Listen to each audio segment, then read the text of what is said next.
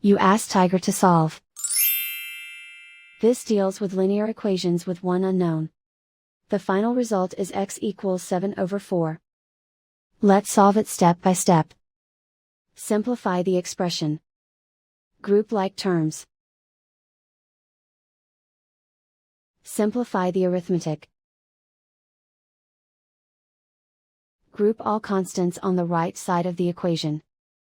Add 14 to both sides. Simplify the arithmetic.